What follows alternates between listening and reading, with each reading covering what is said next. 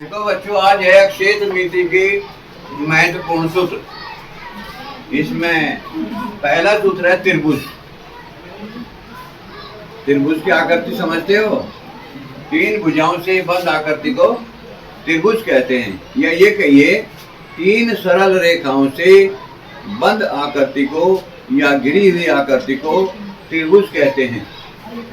तो ये त्रिभुज है ए बी सी और ये एच इसकी ऊंचाई है, यानी कि सी से ए बी भुजा पर जो लंब डाला गया उसे त्रिभुज की ऊंचाई कहते हैं। इसमें हम एच से इसे प्रदर्शित करते हैं। तो इसका परिमाप क्या होगा? परिमाप होगा तीनों भुजाओं का योग। त्रिभुज क्या होगा? इसका परिमाप होगा तीनों भुजाओं का योग, ए जमा बी जमा सी। ए भुजा है, सपोज करो ये बी भुजा है और ये सी भुजा है, तो परिमाप हो जाएगा। त्रिभुज का परिमाप होता है उनकी तीनों भुजाओं का योग, या 2s भी कहें, 2s से भी से प्रदर्शित करते हैं। और अक्षेत्रफल क्या होता है? अक्षेत्रफल क्या होता है? तीन भुजा ए बी सी है इसकी, तो वर्गमूल का निशान s into s minus a, s minus b, s minus c, ये होता है अक्षेत्रफल। विषम बाहु त्रिभुज का क्षेत्रफल जिसके बी सी तीनों भुजाएं अलग अलग हों। और यहाँ पर जो प्रतीक है उनका मतलब दे दिए। ए बी सी भुजाएं हैं और एच इसकी ऊंचाई है। एस क्या है? ये एस है अर्ध परिमाप, यानी कि तीनों भुजाओं के योग का आधा अर्ध परिमाप। ये तो हो गया आपका त्रिभुज। अब नंबर 2 पर चलता है समकोण त्रिभुज। समकोण त्रिभुज का कैसा त्रिभुज होता है? समकोण त्रिभुज ऐसा त्रिभुज जिसका एक कोण 90 डिग्री का हो, तो उसे हम लोग कहते हैं समकोण त्रिभुज, जिसका एक कोण 90 डिग्री का होता है। और ए बी सी इसकी भुजाएं हैं, ये आधार है और ये इसका लंब है। तो परिमाप होता है इसका ए जमा बी, किसी भी त्रिभुज का परिमाप उसकी तीनों भुजाओं का योग ही होता है। तो यानी कि और अक्षेत्रफल क्या होता है? अक्षेत्रफल होता है आधार गुणा ऊंचाई बटे 2। आधार, ये आधार और ये ऊंचाई है, आधार की ऊंचाई की गुणा कर लो बटे 2 कर लो, ये होता है समकोण त्रिभुज का क्षेत्रफल। यह प्रतीकों के हिसाब से a इंटू सी बाई 2। इसमें क्या है? c क्या है? इसमें c है लंब, ये लंब है। b क्या है? b कर्ण है और ये क्या है? ये आधार है। तो इस प्रकार ये हो गया आपके समकोण त्रिभुज का परिमाप, समकोण त्रिभुज का क्षेत्रफल। अब नेक्स्ट नंबर है 3, समद्विबाहु समकोण त्रिभुज। समद्विबाहु कैसा त्रिभुज होता है? जिसकी दो भुजाएं बराबर हों, जिस त्रिभुज की दो भुजाएं बराबर हों और कोण एक कोण 90 डिग्री का हो, उसे कहते हैं हम समकोण समद्विबाहु त्रिभुज। तो इसकी भुजाएं हैं, दो भुजाएं बराबर है, ए आधार बराबर है, ऊंचाई बराबर है। ये भुजा और ये भुजा ऊंचाई ए है और ये इसका कर्ण है बी, सपोज करो। तो इसका परिमाप क्या होगा? ये प्लस ये, यानी कि a प्लस बी, यानी कि 2a प्लस बी। और इसका क्षेत्रफल क्या होगा? क्षेत्रफल त्रिभुज का वही होता है आधार गुणा ऊंचाई। ये आधार है, ये ऊंचाई है, तो आधार गुणा ऊंचाई बटे 2। ये सूत्र लिखा है आधार गुणा ऊंचाई बटे 2। तो इसमें प्रतीकों के अर्थ क्या है? a बराबर समान भुजाएं हैं। ए तो जो है वो समान भुजाएं, आधार और लंब जो है वे समान भुजाएं हैं। और बी है कर्ण, बी है कर्ण, तो कर्ण का मान क्या होगा? बी बराबर a√2। कर्ण बराबर होता है समकोण समद्विबाहु त्रिभुज। समकोण समद्विबाहु त्रिभुज का जो कर्ण होता है वो a√2, यानी कि भुजा गुणा √2 होता है। ये आपको ध्यान रखना है। नंबर 4, समबाहु त्रिभुज। समबाहु त्रिभुज कैसा होता है? ऐसा त्रिभुज जिसकी सभी तीनों भुजाएं बराबर होती हैं, समबाहु त्रिभुज कहलाता है। ए और एच इसकी ऊंचाई है। तो इसका परिमाप क्या होगा? इसका समबाहु त्रिभुज का परिमाप होता है ये प्लस ये, यानी कि 3a। अच्छा, त्रिभुज कोई सा भी त्रिभुज होगा तो क्या होता है? क्षेत्रफल। अब क्षेत्रफल क्या होता है? आधार गुणा ऊंचाई बटे 2, या वर्गमूल 3/4 इंटू ए पर का वर्ग, वर्गमूल 3 इंटू 4 इंटू ए पर का वर्ग, वर्गमूल 3/4 गुणा भुजा पर का वर्ग, एक भुजा पर का वर्ग होता है। तो ए क्या है? इसमें प्रतीकों के जो संकेत हैं वे ए बराबर तीनों समान भुजाएं और ऊंचाई h बराबर क्या होती है? वर्गमूल 3/2 इंटू ए। समबाहु त्रिभुज की ऊंचाई होती है वर्गमूल 3/2 गुणा ए। तो ये आपके प्रतीकों के अर्थ हैं। बंद कर दिया। अब जो नेक्स्ट है आयत। आयत क्या होती है?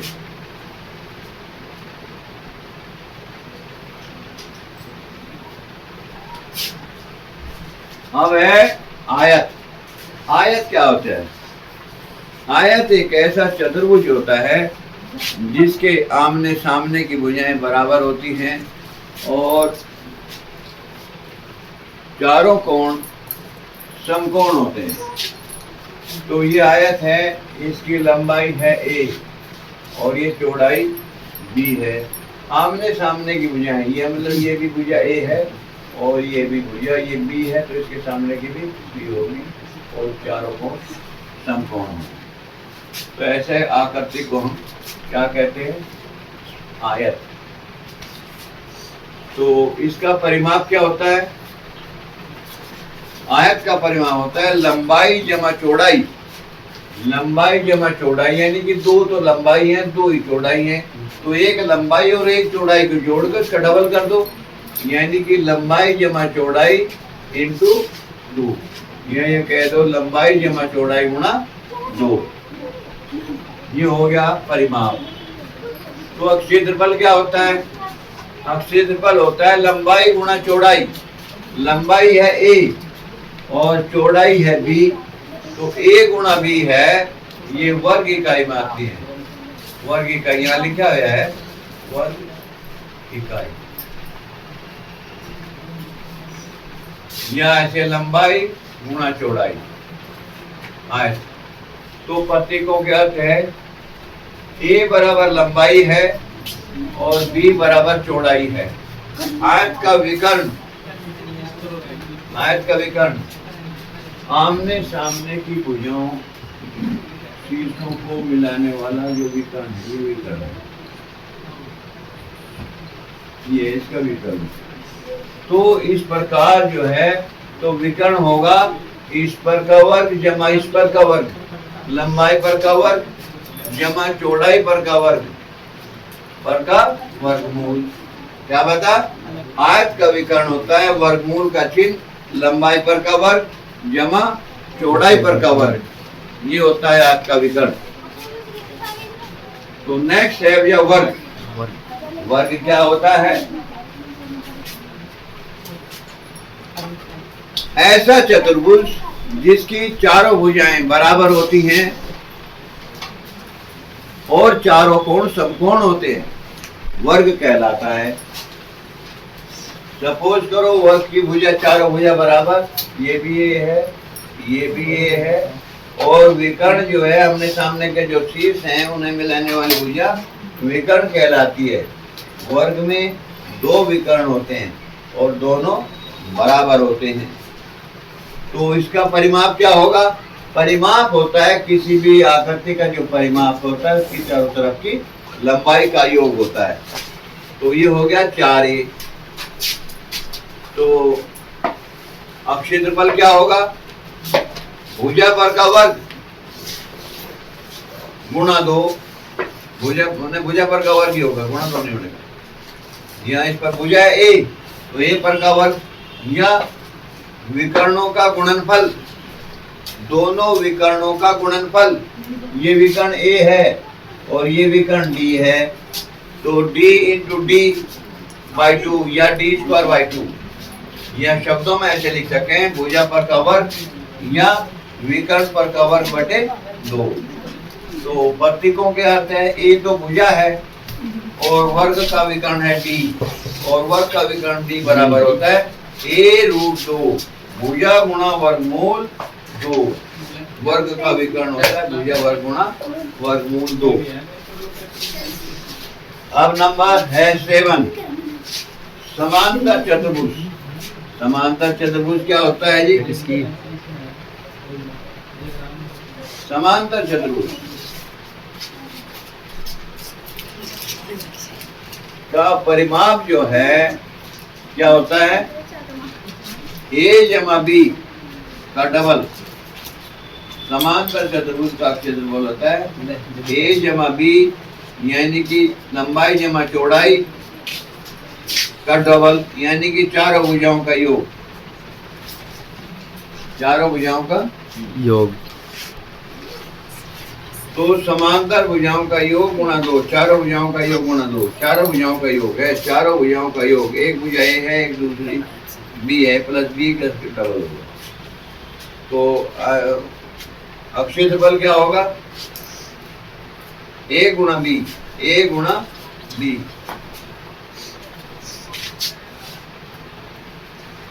यानी कि ए गुणा ऊंचाई, आधार गुणा ऊंचाई, यानी कि आधार गुणा ऊंचाई।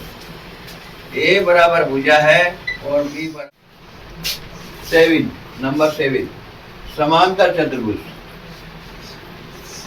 समांतर चतुर्भुज क्या होता है? ऐसा चतुर्भुज जिसकी आमने सामने की भुजाएं बराबर होती हैं लेकिन कोण समकोण नहीं होते, तो ऐसा चतुर्भुज समांतर चतुर्भुज कहलाता है।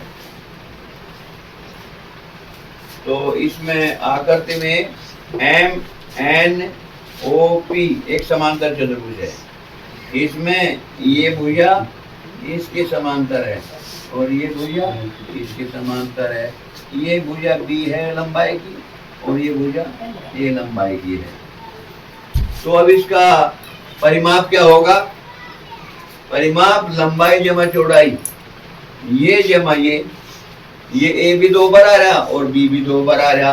तो एक बार A और B को एक बार जोड़कर इसका डबल कर दो, या ये कह दो A जमा B जमा B। 2 को है, चारों तरफ की जो लंबाई है वही तो परिमाप होता है। तो A जमा B गुणा 2, यानी कि चारों भुजाओं का योग समझो है। अच्छा जी, तो अब क्षेत्रफल क्या होता है समांतर चतुर्भुज का? आधार गुणा ऊंचाई, A गुणा H। आधार ये है और ये ऊंचाई है, ये H है। H हम निकालना पड़ेगा हमें। A गुणा आधार गुणा ऊंचाई। A बराबर भुजा है और B भी भुजा है। H जो है समांतर भुजाओं, यानी कि A और A के बीच की दूरी है। ठीक है, तो इस प्रकार हो गया समांतर चतुर्भुज का प्रतीकों के अर्थ ये बता दिए। समांतर चतुर्भुज का क्षेत्रफल होगा आधार गुणा ऊंचाई, और ऊंचाई भी हम निकाल सकें समांतर चतुर्भुज की समपाइथागोरस करने से। नंबर 9, समलंब चतुर्भुज। समलंब चतुर्भुज एक ऐसा चतुर्भुज होता है जिसकी 2 भुजाएं समानांतर और 2 भुजाएं असमानांतर होती हैं। तो ऐसे चतुर्भुज को कहते हैं हम लोग समलंब चतुर्भुज। तो चित्र में ABCD एक समलंब चतुर्भुज है जिसकी AB और CD भुजाएं समानांतर हैं तथा AD और BC भुजाएं असमानांतर हैं। तो इसका बिंदु A से CD भुजा पर लंब AE डाला गया है, इसलिए कोण AEF बराबर 90 डिग्री, तथा बिंदु B से CD भुजा पर दूसरा लंब बिंदु B से BF डाला गया है, इसलिए कोण BFC बराबर भी 90 डिग्री होगा। तो चारों भुजाओं का इसका परिमाप क्या होगा समलंब चतुर्भुज का? चारों भुजाओं का योग, यानी कि चारों तरफ की लंबाई, इसे हम परिमाप कहते हैं। चतुर्भुज के चारों भुजाओं की लंबाई को ही हम परिमाप कहते हैं। इसलिए ए बी जमा बी सी जमा सी डी जमा ए डी, ये हो जाएगा इस समलंब चतुर्भुज का परिमाप। अब यह क्षेत्रफल के लिए क्या सूत्र है?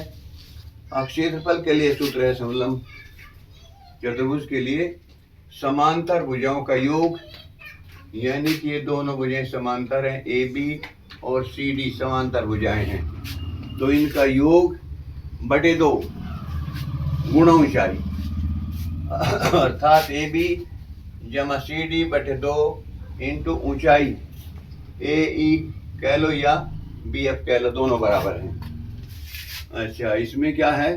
प्रतीकों के अर्थ, एच बराबर ऊंचाई है समलंब की, और ए बी सी डी समांतर भुजाएं हैं। ए बी और सी डी क्या हैं? समांतर भुजाएं हैं। और ए ई बराबर एच, ये क्या है? ये समलंब की ऊंचाई है। इस प्रकार ये हुआ आपका समलंब चतुर्भुज का परिमाप और क्षेत्रफल। सूत्र नंबर 10, वृत्त। वृत्त क्या होता है? वृत्त एक ऐसे बिंदु का पथ होता है जिसकी एक निश्चित बिंदु, जिसे वृत्त का केंद्र कहते हैं, से दूरी सदा बराबर होती है।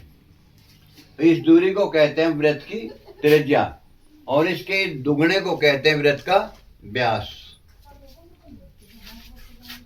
तो ये एक वृत्त है ओ केंद्र वाला, ओ ए ओ सी वृत्त की 2 त्रिज्याएं हैं, और दोनों त्रिज्याओं के बीच का जो ये जगह है, इसका ये कोण है, इसे कहते हैं, हम क्या कहते हैं? त्रिज्या खंड का कोण। 2 त्रिज्याओं के बीच का जो अक्षेत्र होता है, किसी वृत्त में 2 त्रिज्याओं के बीच का जो अक्षेत्र होता है, उसे कहते हैं त्रिज्या खंड। और जो 2 वृत्त, कोई वृत्त की जीवाएं वृत्त को 2 हिस्से में बांटती हैं, और ये 2 हिस्से वृत्त के वृत्तखंड कहलाते हैं। तो अब है वृत्त का परिमाप। वृत्त का परिमाप क्या होता है? वृत्त की परिधि यानी कि क्या होती है? ये परिधि होती है बराबर वृत्त का व्यास गुणा पाई। वृत्त का परिमाप जो है वृत्त की परिधि होती है, और परिधि का सूत्र होता है वृत्त का व्यास गुणा पाई, यानी कि इसे 2 पाई आर से भी हम प्रदर्शित करते हैं। क्षेत्रफल यानी कि वृत्त जो अक्षेत्र घेरता है उसे वृत्त का क्षेत्रफल कहते हैं, और इसके लिए क्या सूत्र है? वृत्त का क्षेत्रफल बराबर होता है पाई गुणा त्रिज्या पर का वर्ग, यानी कि पाई आर पर का वर्ग। त्रिज्या खंड अभी हमने बताया कि त्रिज्या खंड का होता है वृत्त की 2 त्रिज्याओं के बीच का जो अक्षेत्र होता है, उसे हम कहते हैं त्रिज्या खंड। त्रिज्या खंड चित्र में ए बी सी ओ एक त्रिज्या खंड है, और इसका क्षेत्रफल के लिए सूत्र होता है पाई आर स्क्वायर इंटू थीटा बटे 360। इसमें जो प्रतीक आए है ये थीटा है, इसे ये त्रिज्या खंड का कोण है, आर इसमें त्रिज्या है, 2r व्यास है, AC चाप है, और चाप AC की जो लंबाई है वो कितनी होगी? पाई आर थीटा इंटू 1 कंट कर लेना। अब है सूत्र नंबर 11, समपंचभुज। और समपंचभुज किसे कहते हैं? जिस पंचभुज की 5 भुजाएं समान होती हैं उसे कहते हैं हम समपंचभुज। यानी कि एक पंचभुज है जिसकी भुजाएं ए और ए हैं, तो यह आपका एक समपंचभुज है जिसकी भुजा, प्रत्येक भुजा ए इकाई है, ए सेंटीमीटर कुछ भी ले लो। तो परिमाप क्या होगा? परिमाप मतलब है चारों तरफ की लंबाई का योग, यानी कि ए प्लस ए प्लस ए प्लस ए प्लस ए, यानी कि 5a। परिमाप हो गया 5a। और समपंचभुज का क्षेत्रफल होता है 5 इंटू √3/4 क्या होगा समपंचभुज का क्षेत्रफल? 5 इंटू √3/4। प्रतीकों का अर्थ क्या है? प्रतीक कुछ नहीं, केवल ये भुजा है, ए बराबर भुजा। तो ये दो सूत्र हुए परिमाप के। समपंचभुज का परिमाप होता है 5a और क्षेत्रफल होता है 5 इंटू √3/4। 12 नंबर आकृति है, 12वां नंबर का सूत्र है समषटभुज। समषटभुज यानी कि ऐसा बहुभुज जिसकी 6 भुजाओं समान हो, तो उसे हम लोग कहते हैं समषटभुज। तो एक समषटभुज है जिसकी प्रत्येक भुजा ए ए ए ए ए ए इकाई है, और समषटभुज का परिमाप होता है 6a, यानी कि 6 भुजाओं की लंबाई, यानी कि 6 के 6 भुजाओं की लंबाई का योग जो है वो समषटभुज का परिमाप होता है। और क्षेत्रफल होता है इसका क्या? 6 इंटू √3/4। क्या बता? समषटभुज का क्षेत्रफल कितना? 6 इंटू √3/4। और प्रतीकों के अर्थ, प्रतीक क्या इसमें? ए आया केवल, ये भुजा को प्रदर्शित करता है, समषटभुज की भुजा को प्रदर्शित करता है। ये हुआ आपका सूत्र नंबर 12। तो गुणा ऊंचाई, कमरे की दीवारों का क्षेत्रफल भी यही होता है, क्योंकि कमरा भी एक घनाभ होता है। क्या होता है? घनाभ कमरा। तो उसका कमरे की दीवारों का क्षेत्रफल भी होता है लंबाई जमा चौड़ाई गुणा 2 गुणा ऊंचाई। आयतन क्या होता है? घनाभ का आयतन क्या होता है? लंबाई गुणा चौड़ाई गुणा ऊंचाई, यानी कि L इंटू बी इंटू लंबाई है, बी बराबर चौड़ाई है, और H बराबर ऊंचाई है। और तो कोई प्रतीक नहीं है इसमें, और कोई प्रतीक नहीं है। तो ये है घनाभ का सूत्र नंबर 13 घनाभ के लिए। और विकर्ण बराबर होता है, घनाभ का विकर्ण बराबर वर्गमूल का निशान लंबाई पर का वर्ग जमा चौड़ाई पर का वर्ग जमा ऊंचाई h पर का वर्ग। हिंदी में ऐसे लिख सकते हैं इसे, अंडर रूट ऑफ लंबाई पर का वर्ग जमा चौड़ाई पर का वर्ग जमा ऊंचाई पर का वर्ग। तो ये है आपके सूत्र। सूत्र नंबर 14 घन। घन क्या होता है? घन एक ऐसा बहुभुज होता है, एक ऐसी आकृति होती है जिसमें 6 पृष्ठ होते हैं और 6 पृष्ठ वर्गाकार होते हैं। अर्थात घन की लंबाई चौड़ाई और ऊंचाई बराबर होती है। पृष्ठ 6 होते हैं और 6 के 6 पृष्ठ वर्गाकार होते हैं। तो इस प्रकार इसका पार्श्व पृष्ठ या वक्र पृष्ठ, यानी कि जो जैसे आपका पांसा जो है वो एक घन है, घन के आकार का है पांसा, और उसमें साइड में जो है 4 पृष्ठ होते हैं वर्गाकार। तो 4 वर्गों का एक वर्ग का क्षेत्रफल 1/2, 4 वर्गों का क्षेत्रफल हो जाएगा 4 1/2। अच्छा, संपूर्ण पृष्ठ यानी कि पूरे उसका घन का यानी कि पूरे पांसे का जो क्षेत्रफल होगा वो 6 वर्गों के क्षेत्रफलों के योग के बराबर होगा। यानी कि एक वर्ग का क्षेत्रफल हो गया 1/2, तो 6 वर्गों का क्षेत्रफल हो जाएगा 6 1/2। इसे कहते हैं घन का संपूर्ण पृष्ठ। तो आयतन क्या होगा? आयतन क्या होता है? कोई वस्तु आकाश में जितनी जगह घेरती है, कोई वस्तु आकाश में जितनी जगह घेरती है उसे उसका आयतन कहते हैं। आयतन घना होता है लंबाई गुणा चौड़ाई गुणा ऊंचाई। लंबाई भी ये है, चौड़ाई भी ये है, ऊंचाई भी है, तो ये हो जाएगा आपका a बराबर a की घात 3 हो जाएगा। घन का आयतन होता है भुजा पर का घन। अच्छा, प्रतीकों के अर्थ क्या है? ए जो है, ए घन की भुजा है या कोण कह लो, और इसका विकर्ण होता है भुजा वर्गमूल 3। क्या होता है घन का विकर्ण? भुजा गुणा वर्गमूल 3, यानी कि ए गुणा वर्गमूल 3। अब नंबर 15 सूत्र है लंब प्रिज्म। परिभाषा इस प्रकार से है। लंब प्रिज्म होता क्या है? इसकी परिभाषा इस प्रकार है। लंब प्रिज्म, आकृतिक सूत्र नंबर 15, लंब प्रिज्म या कहिए एक लंब त्रिभुजीय प्रिज्म, राइट ट्राइएंगुलर प्रिज्म एक ऐसा प्रिज्म होता है, यह एक ऐसा प्रिज्म होता है जिसके दोनों सिरे सर्वांग सम त्रिभुज होते हैं।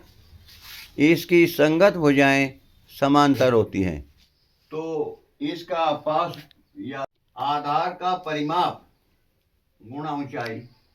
लंब प्रिज्म का जो आधार होता है वो एक समबाहु त्रिभुज होता है। क्या होता है? समबाहु त्रिभुज। आधार का तो वक्रपृष्ठ हो गया, आधार का परिमाप गुणा ऊंचाई। ये प्रिज्म की ऊंचाई है।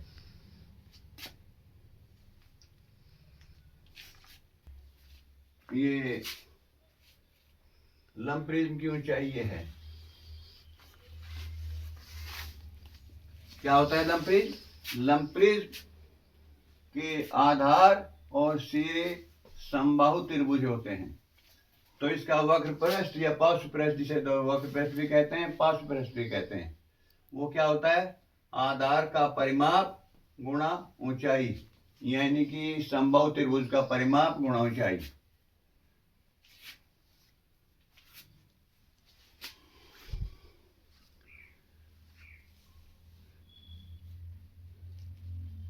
और संपूर्ण पृष्ठ क्या होता है?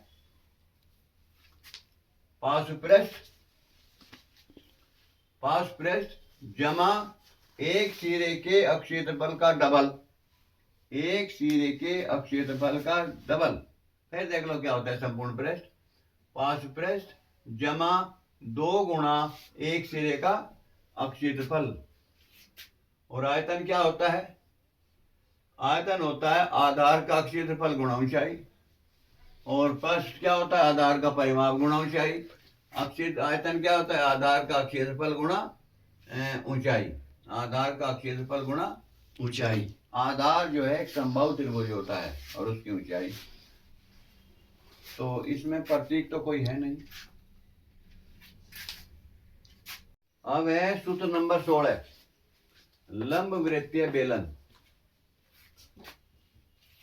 की आकृति इस प्रकार होती है, जिसमें दोनों आधारों के क्षेत्रफल बराबर होते हैं। आधार की त्रिज्या r होती है और ऊंचाई सपोज करो h है। तो इसका पार्श्वपृष्ठ या वक्रपृष्ठ क्या होगा? 2 पाई r h, यानी कि आधार की परिधि गुणा ऊंचाई। ये हो गया इसका वक्रपृष्ठ 2 पाई r h, यानी कि हिंदी में कहोगे आधार की परिधि गुणा ऊंचाई। अब है संपूर्ण पृष्ठ। संपूर्ण पृष्ठ क्या होगा? संपूर्ण पृष्ठ वक्रपृष्ठ में सिरों का क्षेत्रफल। संपूर्ण पृष्ठ क्या होता है? ये सूत्र याद रखने का तरीका है। संपूर्ण पृष्ठ बराबर वक्रपृष्ठ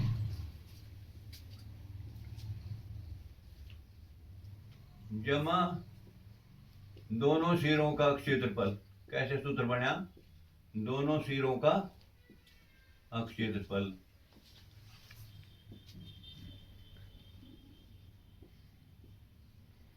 तो संपूर्ण पृष्ठ क्या हो जाएगा? वक्र पृष्ठ क्या है? 2πRH, 2πRH जमा दोनों सिरे वृत्ताकार हैं, वृत्त का क्षेत्रफल होता है πr²। दो सिरों का क्या हो जाएगा? 2πr²। 2πr कॉमन ले लो और ये बच जाएगा h+r। ये है संपूर्ण पृष्ठ।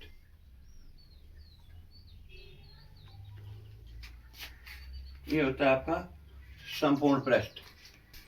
बेलन का संपूर्ण पृष्ठ बराबर होता है वक्र पृष्ठ जमा दोनों सिरों का क्षेत्रफल। दोनों से वक्र पृष्ठ होता है 2πRH प्लस दोनों सिरे जो है वृत्ताकार है, वृत्त का क्षेत्रफल, एक वृत्त का क्षेत्रफल होता है πr²। दो का हो जाएगा 2πr²। तो πRH जमा 2πr² बराबर 2πr कॉमन ले लिया h+r। यही आपका संपूर्ण पृष्ठ का सूत्र है। आयतन, आयतन बराबर πr²h, πr²h यानी कि आधार का क्षेत्रफल, आधार है वृत्त, वृत्त का क्षेत्रफल होता है πr² यानी कि आधार का क्षेत्रफल गुणा ऊंचाई, ये होता है πr²h। तो आधार का क्षेत्रफल क्या हो गया? πr²। ये तो आधार है, वृत्त का क्षेत्रफल होता है, क्योंकि लंबवृत्त बेलन का आधार जो वृत्त होता है और इंटू उसकी h। तो πr²h आपका क्या हो गया? आयतन हो गया। प्रतीकों के अर्थ, तो इसमें h ऊंचाई है और r इसमें त्रिज्या है, यही है। अब जा देखो बच्चों, सूत्र नंबर 17 है लंब पिरामिड। लंब पिरामिड क्या होता है?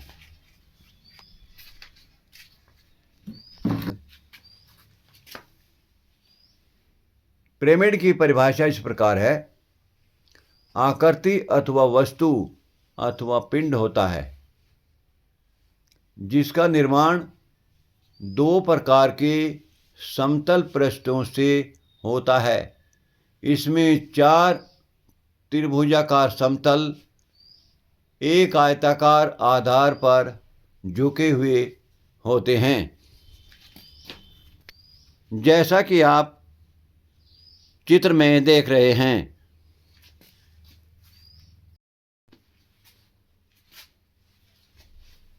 लंब पिरामिड की, तो इसका वक्र पृष्ठ या पार्श्व पृष्ठ होता है 1/2 आधार का परिमाप गुणा तिर्यक ऊंचाई, तिरछी ऊंचाई। आधार का परिमाप गुणा तिरछी ऊंचाई। और संपूर्ण पृष्ठ होता है इसका पार्श्व पृष्ठ जमा आधार का क्षेत्रफल। पार्श्व पृष्ठ, चार पृष्ठ है पार्श्व पृष्ठ जमा आधार का क्षेत्रफल। और आयतन होता है 1/3 आधार का क्षेत्रफल गुणा ऊंचाई। प्रतीक तो कोई है ही नहीं। तो ये आपका सूत्र है लंब पिरामिड के। नंबर 18 समकोण वृत्ताकार शंकु।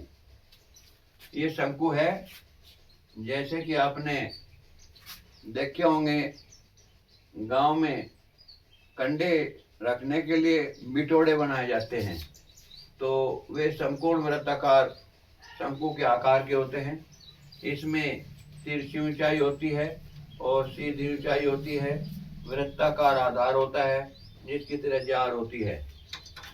तो इसके पार्श्व पृष्ठ का या वक्र पृष्ठ का सूत्र है πrl। l बराबर तिरछी ऊंचाई है, l बराबर तिरछी ऊंचाई।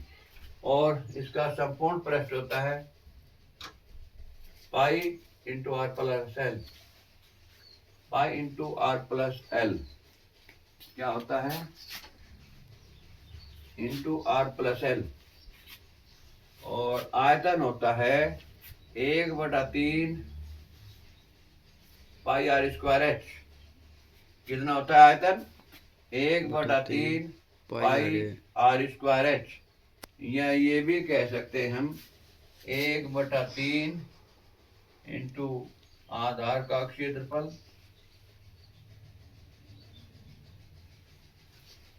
गुणा सीधी ऊंचाई। सीधी ऊंचाई। और ये इसमें ये प्रतीक है, आर बराबर आधार की त्रिज्या, एच बराबर ऊंचाई। कैसी ऊंचाई?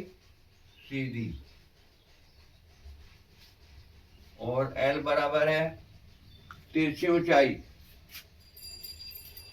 और एल का मान कैसे निकालोगे? वर्गमूल का निशान, सीधी ऊंचाई पर का वर्ग जमा त्रिज्या पर का वर्ग, तो आपकी तिरछी ऊंचाई निकल जाएगी शंकु की। सूत्र नंबर 19 है। कौन सा है? सूत्र नंबर 19 क्या है? गोला। गोले की आकृति ऐसे होती है अर्थात इसकी एक त्रिज्या होती है। गोले से आप वाकिफ हैं। इसका पार्श्व पृष्ठ या वक्र पृष्ठ क्या होता है?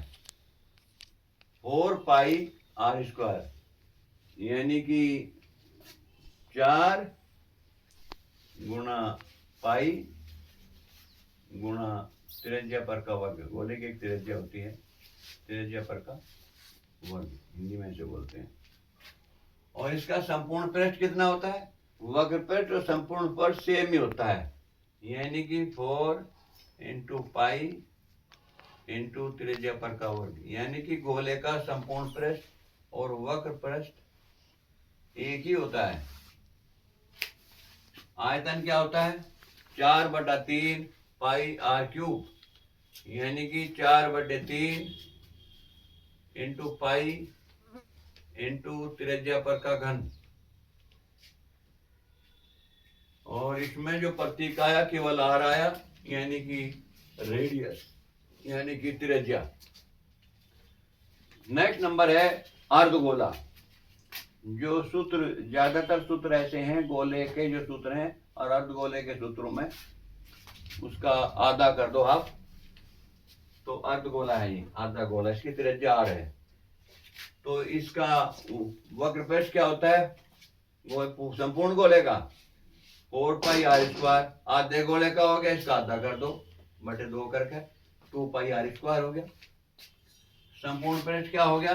संपूर्ण पृष्ठ में ध्यान देना है, संपूर्ण पृष्ठ में वक्र पृष्ठ भी है, 2 पाई आर स्क्वायर हो गया, वक्र पृष्ठ तो हो गया, प्लस इसका जो यहाँ से गोले से काट दिया जा, किसमें एक वृत्त बन जाएगा ऊपर, वृत्त का क्षेत्रफल पाई आर स्क्वायर बराबर हो गया 3 पाई आर स्क्वायर।